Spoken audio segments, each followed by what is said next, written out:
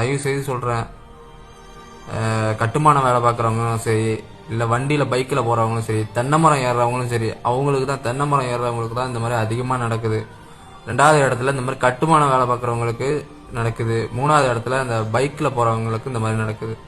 இது வந்துங்க டெத்துக்கு மேலே நீங்கள் ஒன் டைம் இறந்துட்டீங்கன்னா அது லைஃப் லாங் நீங்கள் இறந்துட்டீங்கன்னா நீங்கள் வாழ்க்கை முடிஞ்சு போச்சு. ஆனால் இது அப்படி கிடையாது.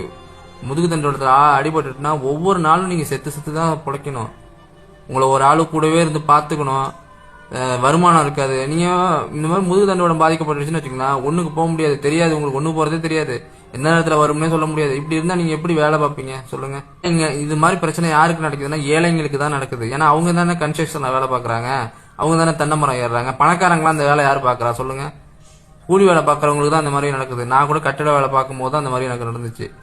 இந்த மாதிரி நடக்கும்போது அவங்களுக்கு அடுத்த வேலை வருமானத்துக்கு ஒன்றும் இல்லை. ஏன்னா அந்த வேலையை தான் நம்ம நம்பிட்டு இருக்கிறோம். அப்புறம் வருமானம் ஒன்றும் இல்லாத போது நம்ம ஒன்றுமே பண்ண முடியாது.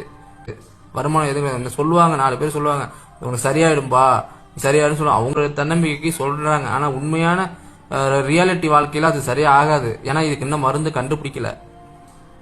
புரிஞ்சுக்குங்க.